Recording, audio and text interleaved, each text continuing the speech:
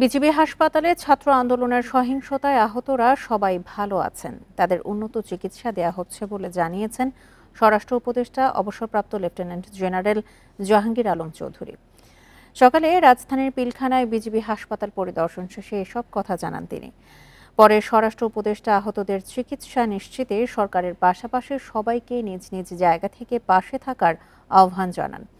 বর্তমানে পিলখানার বিজিবি হাসপাতালে আহত ৪১ জন চিকিৎসা নিচ্ছেন।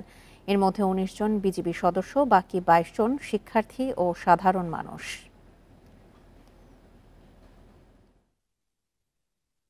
পেশেন্ট মানে যারা এই হসপিটালে অথরাইজ না বাট সিভিল, তাদের নিয়ে আসে। এর মধ্যে ছাত্র রয়েছে এবং বিভিন্ন পেশায় কর্মরত লোক, তাদেরও এখানে আনা হয়েছে। ডিজি মহোদয় আমার এখনো বললো যে ওনারা আরও হয়তো কিছু পেশেন্ট এখানে আনবে। এখানকার পরিবেশও যেরকম সুন্দর, এখানে ট্রিটমেন্টের ব্যবস্থা খুব ভালো। এখানে ডাক্তার যারা আছে খুবই নামি দামি ডাক্তার এবং তারা খুব ভালোভাবে তাদের কেয়ার নিচ্ছে। আপনারা সবাই প্রোটিন, আয়রন ও ফাইবার সমৃদ্ধ প্রাণ টোস্টের আবেশে সবাই কাছে আসে। দোয়া করবেন। এ নিয়ে আরো জানাতে পিলখানা থেকে যোগ দিচ্ছেন আমাদের সহকর্মী খালেদ রায়হান। রায়হান, সকালে তো স্বরাষ্ট্র উপদেষ্টা সেখানে পরিদর্শন করেছেন। যারা আহত অবস্থায় এখনো চিকিৎসাধীন রয়েছেন তাদের মধ্যে গুরুতর কেউ আছেন কিনা?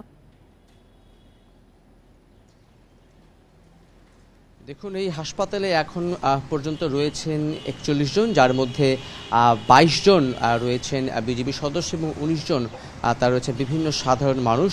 আমি ভুল করেছি, ১৯ জন রয়েছেন বিজিবি সদস্য এবং ২২ জন রয়েছেন সাধারণ মানুষের মধ্যে ৩ জন শিক্ষার্থী রয়েছেন এবং বাকি যারা তারা কিন্তু একেবারেই সাধারণ মানুষ, আশেপাশে থাকা যারা আহত হয়েছেন এই এলাকাটিতে তাদেরকে এখানে আনা হয়েছে। এবং এই যে ৪১ জন এখানে রয়েছেন তাদের মধ্যে কারোরই অবস্থায় কিন্তু খুব বেশি আশঙ্কাজনক না, কেউই আইসিইউ সিসিইউ এই ধরনের কোনো অবস্থাতে নেই। সবাই কিন্তু বলা যায় যে কিছুটা স্টেবল অবস্থাতে তারা এখানে রয়েছেন। কিছুদিন আগের যিনি স্বরাষ্ট্র উপদেষ্টা ছিলেন তিনিও এখানে ভ্রমণ করে গেছেন, পরিদর্শন করে গেছেন। আজকে তিনিও কিন্তু এখানে এসে পরিদর্শন করে গেছেন। তিনি যেটি বলছেন, চিকিৎসা সেবার ক্ষেত্রে কিন্তু বিজিবি হাসপাতাল কোনো রকমের কার্পণ্য করছে না, যা যা সেবা দেওয়া দরকার সবকিছু তারা সেটি দিচ্ছেন। গতকালকে স্বরাষ্ট্র উপদেষ্টা আরেকটি হাসপাতালে গিয়েছেন, সেখানেও তিনি জানিয়েছেন যে সরকারের পক্ষ থেকে এবং যে সকল হাসপাতালে বিভিন্ন আহতরা ভর্তি রয়েছেন তাদেরকে সর্বোচ্চ চিকিৎসা দেওয়া হবে। এবং এই বিজিবি সদস্যদের মধ্যে ৩ জন মারা গেছে বলে এখন পর্যন্ত জানা গেছে এবং সব মিলিয়ে ১৫০ জন বিজিবি সদস্য আহত হয়েছে, যাদের মধ্যে ১৩০ জনের বেশি তারা কিন্তু বিভিন্ন জায়গা থেকে চিকিৎসা নিয়ে তারা বাড়ি ফিরে গেছেন, অনেকে কাজে যোগদান করেছেন। এইখানে যারা আছেন তাদের মধ্যে যে ৪১ জন, তাদের মোটামুটি সবার অবস্থায় কিন্তু ভালোর দিকে রয়েছে বলে জানিয়েছে এবং চিকিৎসা সেবা দেওয়ার জন্য বা তাদেরকে সুস্থ করে আনার জন্য সরকার এবং সংশ্লিষ্ট যারা রয়েছেন সকলে মিলে কিন্তু কাজ করে যাচ্ছেন। রাজধানীর পিলখানায় বিজিবি হাসপাতাল পরিদর্শন করেছেন স্বরাষ্ট্র উপদেষ্টা। সে বিষয়ে বিস্তারিত জানাচ্ছিলেন আমাদের সহকর্মী খালেদ রায়হান।